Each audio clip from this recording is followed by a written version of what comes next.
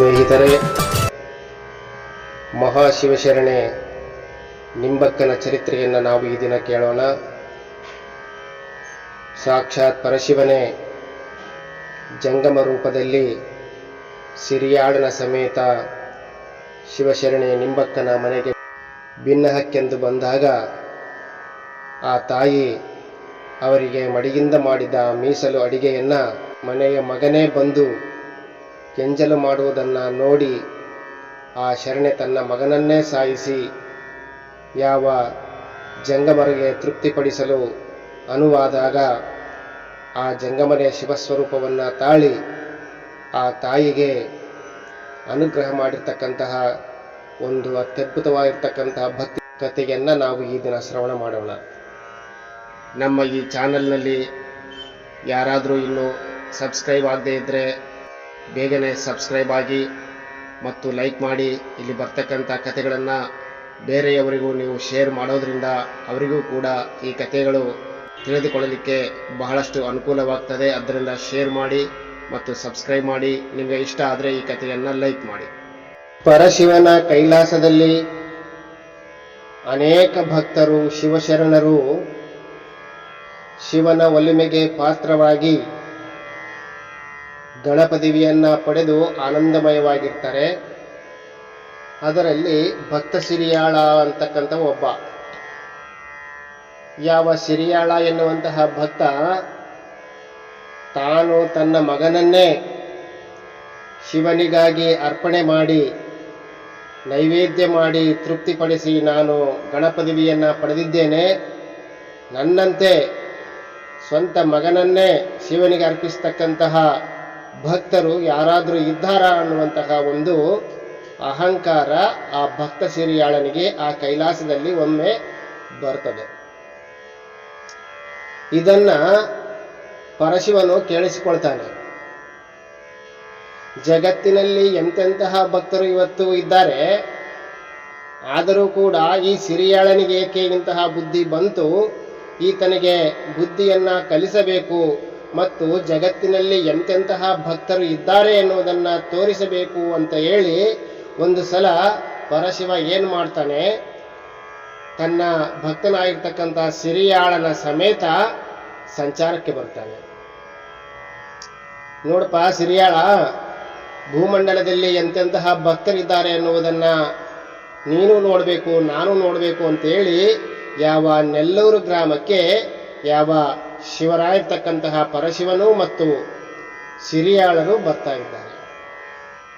ಇಬ್ಬರು ಆ ಗ್ರಾಮದಲ್ಲಿ ಜಂಗಮ ರೂಪವನ್ನ ತಾಳ್ತಾ ಇದ್ದಾರೆ.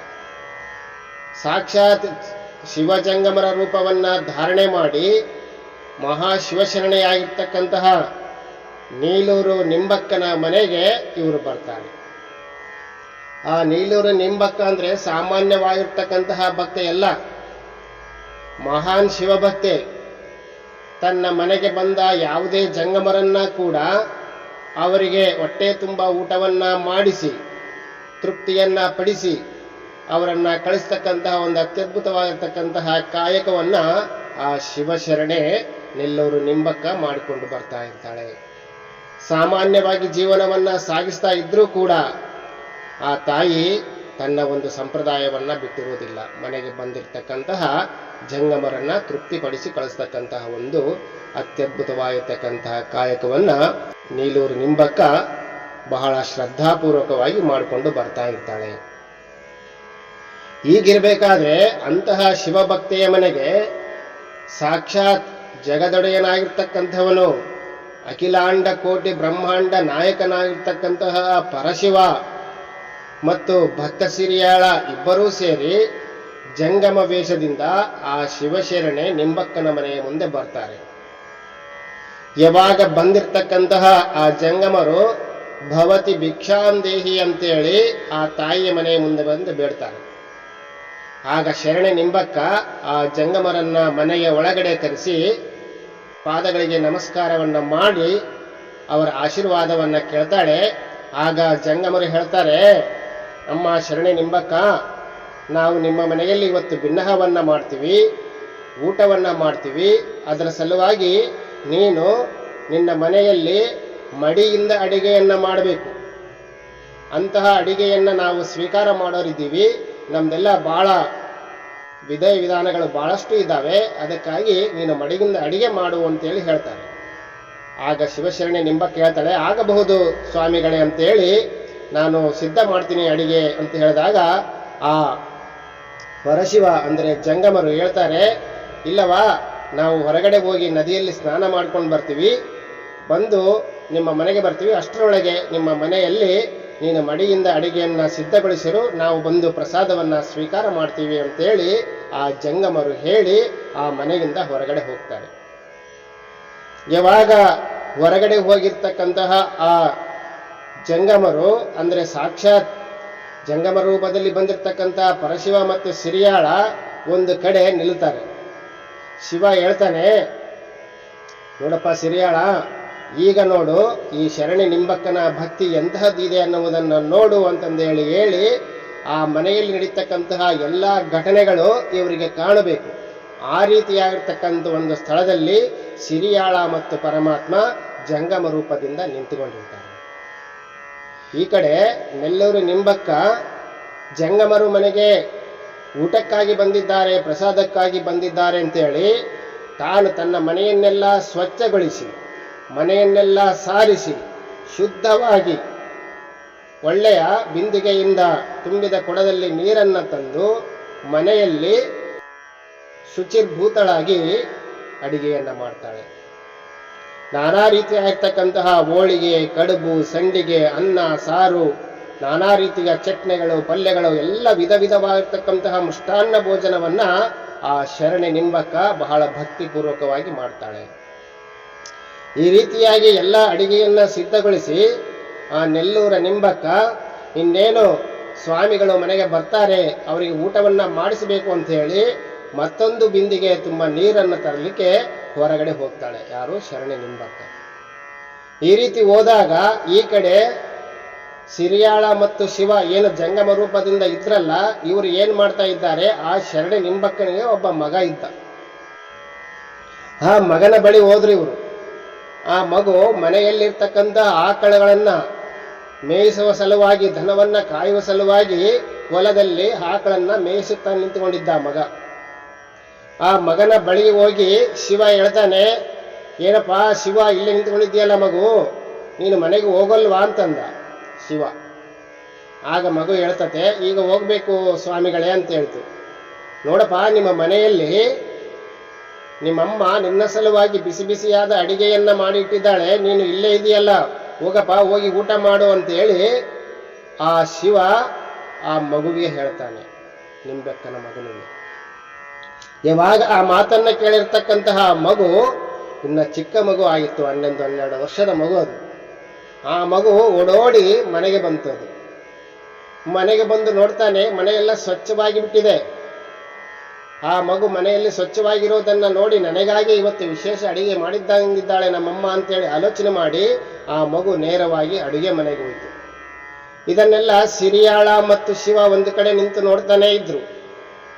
ಆ ಅಡುಗೆ ಮನೆಯಲ್ಲಿ ಹೋದಾಗ ಆ ಅಡಿಗೆಯ ಸುವಾಸನೆ ಘಮಘಮ ಅಂತ ಬಂತು ಪಾಪ ಆ ಮಗುವಿಗೆ. ಆ ಮಗುವಿಗೆ ಎಲ್ಲಿಲ್ಲದ ಆನಂದವಾಯಿತು. ಆ ಮಗು ಅಡಿಗೆ ಮನೆಯಲ್ಲಿ ಹೋಗಿ ಎಲ್ಲ ಪಾತ್ರೆಗಳನ್ನ ತೆಗೆದು ನೋಡ್ತತೆ. ಒಂದು ಕಡೆ ಹೋಳಿಗೆ, ಕಡುಬು, ಸಂಡಿಗೆ, ನಾನಾ ಪ್ರಕಾರವಾಗಿರ್ತಕ್ಕಂಥ ಮೃಷ್ಟಾನ್ನ ಭೋಜನ ಮನೆಯಲ್ಲಿ ಸಿದ್ಧವಾಗಿದೆ. ಆ ಮಗುವಿಗೆ ಸಿಹಿ ಅಂದರೆ ಬಹಳ ಇಷ್ಟವಲ್ಲ. ಆ ಒಂದೆರಡು ಸಿಹಿಯ ಕಡುಬುಗಳನ್ನ ತಗೊಂಡು ತಿಂತಾ ಇತ್ತು ಆ ಮಗು. ಈ ರೀತಿ ತಿಂತಾ ಇರಬೇಕಾದ್ರೆ ಏನು ನೀರು ತರಲು ಹೋಗಿದ್ಲಲ್ಲ ಯಾವ ಶಿವಶರಣೆ ನೆಲ್ಲೂರು ನಿಂಬಕ್ಕ, ಆ ಬಿಂದಿಗೆಯನ್ನು ಹೊತ್ತುಕೊಂಡು ನೇರವಾಗಿ ಮನೆಗೆ ಬಂದು ನೋಡ್ತಾಳೆ, ತನ್ನ ಮಗ ಜಂಗಮರಿಗಾಗಿ ಮೀಸಲಿಟ್ಟು ಮಾಡಿರ್ತಕ್ಕಂತಹ ಮಡಿಯ ಅಡಿಗೆಯನ್ನ ತಿಂದು ಆ ಮಗು ಎಂಜಲು ಮಾಡಿಬಿಟ್ಟಿತ್ತು ಪಾಪ. ಇದನ್ನ ನೋಡಿ ಬಹಳ ಸಿಟ್ಟಿನಿಂದ ಆ ತಾಯಿ ಹೇಳ್ತಾಳೆ, ಎಂಥ ಮಗನಿದ್ದೀಯಾ ನೀನು, ಯಾತಕ್ಕಾಗಿ ಹುಟ್ಟಿದ್ದೀಯಾ, ಎಂಥ ಕೆಲಸ ಮಾಡಿಬಿಟ್ಟಿಯಲ್ಲ ನೀನು ಅಂತ ಹೇಳಿ ತನ್ನ ಕೈಯಲ್ಲಿರ್ತಕ್ಕಂತಹ ಬಿಂದಿಗೆಯನ್ನ ಎತ್ತಿ ಆ ಮಗನ ತಲೆಗೆ ಹೊಡಿತಾಳೆ. ಯಾರು? ಶರಣೆ ನಿಂಬಕ್ಕ. ಯಾವಾಗ ಆ ಶರಣೆ ನಿಂಬಕ್ಕ ತನ್ನ ಕೈಯಲ್ಲಿರುವ ಬಿಂದಿಗೆಯನ್ನ ಎತ್ತಿ ಆ ಮಗುವಿನ ತಲೆಗೆ ಹಾಕಿದ ತಕ್ಷಣ ಆ ಮಗು ಆಗಿಂದಾಗಲೇ ತನ್ನ ಪ್ರಾಣವನ್ನ ಕಳೆದುಕೊಳ್ತದೆ. ಯಾವಾಗ ತನ್ನ ಮಗು ಪ್ರಾಣವನ್ನ ಕಳೆದುಕೊಂಡಾಗ ಅದರ ಬಗ್ಗೆ ಸ್ವಲ್ಪವೂ ಕೂಡ ಆ ತಾಯಿ ಆಲೋಚನೆನೇ ಮಾಡೋದಿಲ್ಲ. ಆ ಮಗುವನ್ನ ಸರಸರನೆ ಎಳೆದು ಹಿತ್ತಲಿನಲ್ಲಿ ಹೋಗಿ ಒಂದು ಚೀಲದಲ್ಲಿ ಕಟ್ಟಿ ಬಿಸಾಕಿ ಬಂದ್ಬಿಡ್ತಾಳೆ. ಮನೆಗೆ ಬಂದು ಪುನಃ ಮನೆಯನ್ನೆಲ್ಲ ಸಾರಿಸಿ ಈ ಮಗು ಜಂಗಮವರು ಸೇರಿಸಿ ಸೇವನೆ ಮಾಡತಕ್ಕಂತಹ ಜಂಗಮರಿಗೆ ನೀಡಬೇಕಾಗಿರ್ತಕ್ಕಂಥ ಮೀಸಲು ಅಡುಗೆಯನ್ನ ಎಂಜಲೆ ಮಾಡಿಬಿಡ್ತು. ಎಂಥ ಪಾಪಿಷ್ಟ ಇದ್ದಾನೆ ಮಗು ಅಂತೇಳಿ ಅವನನ್ನ ಬೈದುಕೋತ ಮತ್ತೆ ಮನೆಯನ್ನೆಲ್ಲ ಸಾರಿಸಿ ಪುನಃ ಮಡಿಗೆ ನೀರನ್ನ ತಂದು ಆ ಶಿವಶರಣೆ ನಿಂಬಕ್ಕ ಒಳ್ಳೆಯ ಘಮಘಮ ಅಂತಂದು ಹೇಳಿ ಇನ್ನೂ ಹೆಚ್ಚಿನ ರುಚಿ ಭರಿತವಾಗಿರ್ತಕ್ಕಂಥ ಅಡಿಗೆಯನ್ನ ಶಿವಶರಣೆ ನಿಂಬಕ್ಕ ಮಾಡ್ತಾಳೆ. ಇದನ್ನೆಲ್ಲ ಒಂದು ಕಡೆ ನಿಂತಿರ್ತಕ್ಕಂತಹ ಪರಶಿವ ಮತ್ತು ಭಕ್ತ ಸಿರಿಯಾಳ ಜಂಗಮ ರೂಪದಲ್ಲಿ ಬಂದಿರತಕ್ಕಂಥವರು ಇದನ್ನೆಲ್ಲ ನೋಡ್ತಾರೆ. ಇದನ್ನ ನೋಡಿದ ತಕ್ಷಣಕ್ಕೆ ಸಿರಿಯಾಳನಿಗೆ ಬಹಳ ಆಶ್ಚರ್ಯವಾಗಿಬಿಡ್ತು. ಕೈಕಾಲೇ ನಡಗಲಿಕ್ಕೆ ಆರಂಭವಾಯಿತು.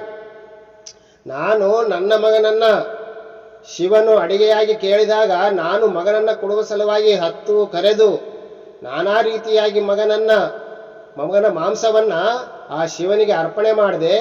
ಈ ತಾಯಿ ಬರೀ ಜಂಗಮರಿಗೆ ನೀಡತಕ್ಕಂತಹ ಅಡಿಗೆಯನ್ನ ಎಂಜಲು ಮಾಡಿದ ಅನ್ನುವಂತಹ ಒಂದೇ ಒಂದು ವಿಚಾರಕ್ಕೆ ಮಗನನ್ನೇ ಸಾಯಿಸಿ ಮತ್ತೆ ಜಂಗಮರ ಒಂದು ದಾಸೋಹಕ್ಕೆ ಸಿದ್ಧವಾಗಿದ್ದಾಳಲ್ಲ, ಈಕೆ ಇದು ಎಂತಹ ಅದ್ಭುತ ಭಕ್ತಿ ಅಂತೇಳಿ ಆ ಭಕ್ತ ಸಿರಿಯಾಳ ತನ್ನ ಮನಸ್ಸಿನಲ್ಲಿ ಅಂದ್ಕೊಳ್ತಾ ಇದ್ದಾನೆ.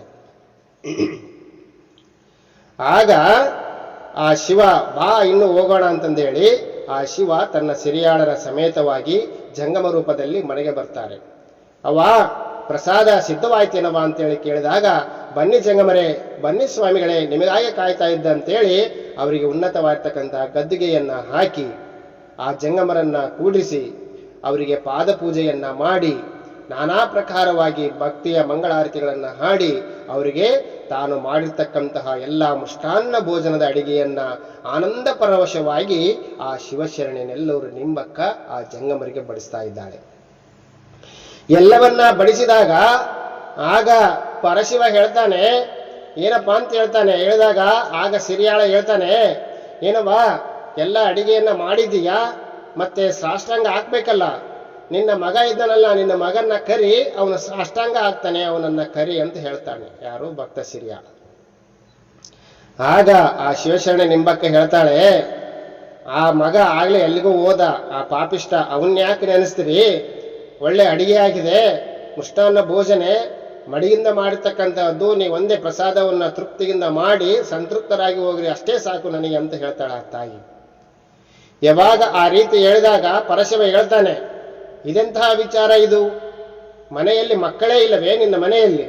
ಮಕ್ಕಳಿಲ್ಲದ ಮನೆಯಲ್ಲಿ ನಾವು ಊಟ ಮಾಡೋದೇ ಇಲ್ಲವಲ್ಲ ಅಂತ ಹೇಳಿ ಆ ಶಿವ ಊಟದಿಂದ ಎದ್ದು ಹೊರಗಡೆ ಬರಲಿಕ್ಕೆ ಸಿದ್ಧವಾಗ್ತಾನೆ. ಶಿವ ಮತ್ತು ಸಿರಿಯಾಳ ಯಾವಾಗ ಎದ್ದು ಬರಲಿಕ್ಕೆ ಸಿದ್ಧವಾದಾಗ ಆ ಶಿವಶರಣಿ ಆಗಿರ್ತಕ್ಕಂಥ ನಿಲ್ಲೂರು ನಿಂಬಕ್ಕ ಮನೆಯಲ್ಲಿರ್ತಕ್ಕಂಥ ಒಣಕೆಯನ್ನು ತೆಗೆದುಕೊಂಡು, ಏನು ನೀವು ಊಟವನ್ನು ಮಾಡದೆ ಹಾಗೆ ಎದ್ದು ಹೋಗ್ತೀರಾ? ನಿಮಗೆ ಮಗನು ಬೇಕಾ ಅಥವಾ ಊಟವನ್ನು ಬಡಿಸಿರ್ತಕ್ಕಂಥ ಅಡಿಗೆ ನಿಮಗೆ ಬೇಕಾ? ಪ್ರಸಾದ ಬೇಕಾ ಅಥವಾ ನನ್ನ ಮಗನು ಬೇಕಾ ಅಂತೇಳಿ ಒಣಕೆಯನ್ನ ಹಿಡಿದು ನಿಂತ್ಕೊಂಡ್ಬಿಡ್ತಾಳ ಆ ತಾಯಿ. ನೀವು ಪ್ರಸಾದವನ್ನ ಸ್ವೀಕಾರ ಮಾಡಿಯೇ ಹೋಗ್ಬೇಕು, ಅದೇ ರೀತಿ ಹೋದ್ರೆ ನಿಮಗೆ ಒಣಕೆಯ ಹೇಟು ಬೀಳುವುದು ಖಚಿತ ಅಂತೇಳಿ, ನನ್ನ ಮಗನಿಗೆ ಆದ ಗತಿಯೇ ನಿಮಗೆ ಆಗುತ್ತೆ ಅಂತ ಹೇಳಿ ಆ ಶಿವಶರಣೆ ನಿಂಬಕ್ಕ ಒಣಕೆಯನ್ನು ಹಿಡಿದು ನಿಂತು ಬಿಡ್ತಾಳೆ.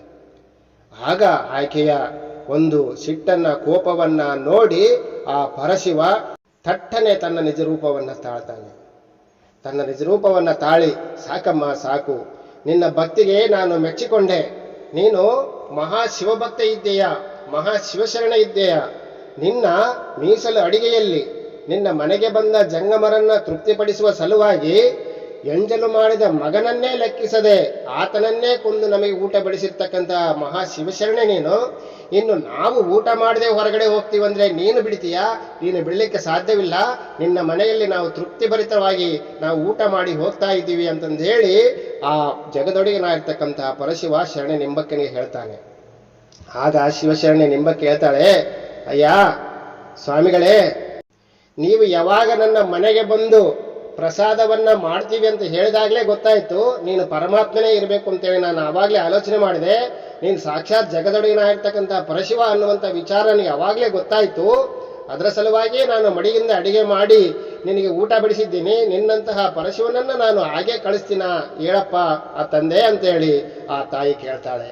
ಕೇಳಿದಾಗ ಆಗ ಪರಶಿವ ಸಿರಿಯಾಳನ ಕಡೆ ತನ್ನ ಮುಖ ಮಾಡಿ ಹೇಳ್ತಾನೆ, ನೋಡಿದೆಯಾ ಸಿರಿಯಾಳ, ಯಾಗಿದೆ ಈ ಶರಣೆಯ ಭಕ್ತಿ ಎಂದಾಗ ಆ ಭಕ್ತ ಸಿರಿಯಾಳ ಆ ಪರಮಾತ್ಮನಿಗೆ ನಮಸ್ಕಾರವನ್ನು ಮಾಡಿ ಹೇಳ್ತಾ ಇದ್ದಾನೆ, ತಪ್ಪಾಯ್ತು ಪ್ರಭು, ನಾನು ನನ್ನ ಮಗನನ್ನು ನಿನಗೆ ಅರ್ಪಣೆ ಮಾಡಿ ಗಣಪದವಿಯನ್ನ ಪಡೆದೆ ಅಂತಕ್ಕಂಥ ಅಹಂಕಾರದಲ್ಲಿ ನಾನು ಇದ್ದದ್ದು ನಿಜ. ಆದರೆ ನನ್ನನ್ನೇ ಮೀರಿಸುವಂತಹ ಅನೇಕ ಶಿವಭಕ್ತರು ಇವತ್ತು ಈ ಜಗತ್ತಿನಲ್ಲಿ ಇದ್ದಾರೆ ಎನ್ನುವಂತಹ ಸತ್ಯವನ್ನ ನೀನು ನನಗೆ ತಿಳಿದುಕೊಟ್ಟಿದ್ದೀಯಾ, ದಯವಿಟ್ಟು ನನ್ನನ್ನು ಮನ್ನಿಸಬೇಕು ಅಂತೇಳಿ ಯಾವ ನಿಜ ಸ್ವರೂಪದಲ್ಲಿರ್ತಕ್ಕಂತಹ ಪರಶಿವನಿಗೆ ಆ ಸಿರಿಯಾಳ ನಮಸ್ಕಾರವನ್ನು ಮಾಡ್ತಾನೆ. ಆಗ ಶಿವಶರಣೆಯಾಗಿರ್ತಕ್ಕಂತಹ ನಿಲ್ಲೂರು ನಿಂಬಕ್ಕ ಆಕೆಯೂ ಕೂಡ ಪರಶಿವನಿಗೆ ಶಿರಸ್ರಾಷ್ಟಾಂಗ ನಮಸ್ಕಾರಗಳನ್ನು ಮಾಡಿದಾಗ ಯಾವ ಸತ್ತು ಹೋಗಿರ್ತಕ್ಕಂತಹ ಮಗು ಆ ಪರಮಾತ್ಮನ ದಯೆಯಿಂದ ಪುನಃ ಎದ್ದು ನಗತಾ ಓಡೋಡಿ ಬರ್ತಾಗಿದೆ. ಬಂದಾಗ ಆ ಪರಶಿವ ನೆಲ್ಲೂರು ನಿಂಬಕ್ಕನಿಗೆ ಹೇಳ್ತಾ ಇದ್ದಾನೆ, ನೋಡವಾ ನಿನ್ನ ಮಗ ಓಡಿ ಬಂದ ಅಂತೇಳಿ. ಆಗ ನೆಲ್ಲೂರು ನಿಂಬಕ್ಕ ಹೇಳ್ತಾ ಇದ್ದಾಳೆ, ನನಗೆ ಗೊತ್ತಪ್ಪ, ಇದೆಲ್ಲ ನಿನ್ನದೇ ನಾಟಕ ಅಂತ ನನಗೆ ಗೊತ್ತು, ಬರೋದು ಬಂದಿದೆಯಾ, ಊಟ ಮಾಡ್ಕೊಂಡೇ ಹೋಗು ಅಂತಾಳೆ ಆ ತಾಯಿ. ಆಗ ಶಿವ ಹೇಳ್ತಾನೆ, ಆಯ್ತವಾ ನಾನು ಊಟ ಮಾಡ್ತೀನಿ, ನಿನಗೆ ಗಣಪದವಿಯನ್ನು ನಾನು ಪ್ರಾಪ್ತಿ ಮಾಡಿದ್ದೇನೆ, ನಿನಗೆ ಸ್ವರ್ಗಲೋಕದಲ್ಲಿ ಗಣಪದವಿ ಪ್ರಾಪ್ತಿ ಆಗ್ತಾ ಇದೆ, ನಿನಗೆ ಮೋಕ್ಷವನ್ನು ನಾನು ಕರುಣಿಸಿದ್ದೇನೆ ಅಂತೇಳಿ ಆನಂದವಾಗಿ ಶಿವ ಹೇಳಿದಾಗ, ಆ ಮೋಕ್ಷ ಗಣಪದವಿಯನ್ನು ಆಮೇಲೆ ಕೊಡುವಿ ಅಂತೆ, ಈಗ ಮನೆಗೆ ಬಂದಿದ್ದೀರಾ, ನೀನು ಸಿರಿಯಾಳ ಸಂತೃಪ್ತರಾಗಿ ಹೊಟ್ಟೆ ತುಂಬ ಊಟ ಮಾಡಿ ಹೋಗ್ಬಿಡ್ರಪ್ಪ, ಅದೇ ನನಗೆ ಗಣಪದವಿ ಅಂತೇಳಿ ಆ ಜಗನ್ಮಾತೆಯಾಗಿರ್ತಕ್ಕಂಥ ನೆಲ್ಲೂರು ನಿಂಬಕ್ಕ ಆನಂದ ಪರವಶವಾಗಿ ಯಾವ ಆ ಜಂಗಮ ಸ್ವರೂಪದಲ್ಲಿ ಬಂದಿರತಕ್ಕಂತಹ ಶಿವ ಮತ್ತು ಸಿರಿಯಾಳನನ್ನ ತೃಪ್ತಿಪಡಿಸಿ ಅವರನ್ನ ಕಳಿಸಿಕೊಡ್ತಾ ಇದ್ದಾಳೆ. ಈ ರೀತಿಯಾಗಿ ಆ ಜಗನ್ಮಾತೆ ಆಗಿರ್ತಕ್ಕಂತಹ ಯಾವ ಶಿವಶರಣೆ ಆಗಿರ್ತಕ್ಕಂತಹ ನಿಂಬಕ್ಕ ಮನೆಗೆ ಬಂದಿರತಕ್ಕಂತಹ ಪರಶಿವನನ್ನ ತನ್ನ ಭಕ್ತಿಯಿಂದ ಯಾವ ರೀತಿಯಾಗಿ ಆಕೆ ಉಣಬಡಿಸಿದ್ಲು ಅನ್ನುವಂತಹ ಚರಿತ್ರೆ ಅತ್ಯದ್ಭುತವಾಗಿರ್ತಕ್ಕಂತಹ ಚರಿತ್ರೆ. ಶಿವನಿಗೆ ಅಹಂಕಾರ ಮುಖ್ಯ ಅಲ್ಲ, ಯಾವುದೇ ರೀತಿಯ ಗರ್ವ ಇರಬಾರದು, ಆತನಲ್ಲಿ ಒಮ್ಮನಸ್ಸಿನ ಭಕ್ತಿ ಇರಬೇಕು. ಆ ಭಕ್ತಿ ನಿಜವಾಗಿದ್ದಾಗ ಮಾತ್ರ ಆತ ಎಲ್ಲರ ಮನೆಯಲ್ಲೂ ಊಟವನ್ನು ಮಾಡ್ತಕ್ಕಂಥವನಾಗಿದ್ದಾನೆ ಎನ್ನುವಂಥ ವಿಚಾರ ಇದೆ. ಇಂಥ ಭಕ್ತಿ ಪ್ರಧಾನವಾದ ಕಥೆಯನ್ನು ಕೇಳಿರ್ತಕ್ಕಂತಹ ಎಲ್ಲ ಮಿತ್ರರಿಗೂ ಕೂಡ ಆ ಜಗದೊಡೆಯನಾಗಿರ್ತಕ್ಕಂಥ ಪರಶಿವನು ಆಯು ಆರೋಗ್ಯ ಸಿರಿ ಸಂಪತ್ತನ್ನು ಕೊಟ್ಟು ಕಾಪಾಡಲಿ ಅನ್ನುವಂತಹ ವಿಚಾರವನ್ನು ಹೇಳಿ ಈ ಒಂದು ಕಥೆಯನ್ನು ನಾವು ಕೇಳಿರ್ತಕ್ಕಂಥ ನಿಮ್ಮೆಲ್ಲರಿಗೂ ಧನ್ಯವಾದಗಳು. ಈ ಕಥೆ ನಿಮಗೆ ಇಷ್ಟವಾಗಿದ್ದರೆ ಲೈಕ್ ಮಾಡಿ, ಸಬ್ಸ್ಕ್ರೈಬ್ ಮಾಡಿಕೊಳ್ಳಿ. ಯಾಕೆಂದರೆ ಇಂತಹ ಒಳ್ಳೊಳ್ಳೆಯ ಕಥೆಗಳನ್ನು ಕೇಳೋದ್ರಿಂದ ನಮಗೆ ಆ ಪರಶಿವನ ಕೃಪೆ ಅಂತಕ್ಕಂತಹದ್ದು ಪ್ರಾಪ್ತಿಯಾಗ್ತಾ ಇದೆ. ಅದಕ್ಕೆ ಎಲ್ಲರೂ ಸಬ್ಸ್ಕ್ರೈಬ್ ಮಾಡಿಕೊಳ್ಳ್ರಿ. ಇಂತಹ ಒಳ್ಳೆಯ ಕಥೆಯನ್ನು ನಿಮ್ಮ ಮಿತ್ರರಿಗೆ ಹಂಚುವುದರಿಂದ ನಿಮಗೂ ಒಳ್ಳೆಯದಾಗ್ತದೆ, ಪರರಿಗೆ ಒಳ್ಳೆಯದಾಗ್ತದೆ. ಆದ್ದರಿಂದ ಈ ಕಥೆಯನ್ನು ಸಾಕಷ್ಟು ರೀತಿಯಲ್ಲಿ ನೀವೆಲ್ಲ ಶೇರ್ ಮಾಡಿ ಆ ಪರಶಿವನ ಕೃಪೆಗೆ ಪಾತ್ರರಾಗಿ, ನಿಮ್ಗೆ ಇಷ್ಟ ಆದರೆ ಲೈಕ್ ಮಾಡಿರಿ, ಶೇರ್ ಮಾಡಿರಿ ಅಂತಕ್ಕಂಥ ವಿಚಾರವನ್ನು ಹೇಳಿ ಈ ಒಂದು ಕಥೆಯನ್ನು ಮುಗಿಸ್ತಾ ಇದ್ದೇನೆ. ವಂದನೆಗಳು.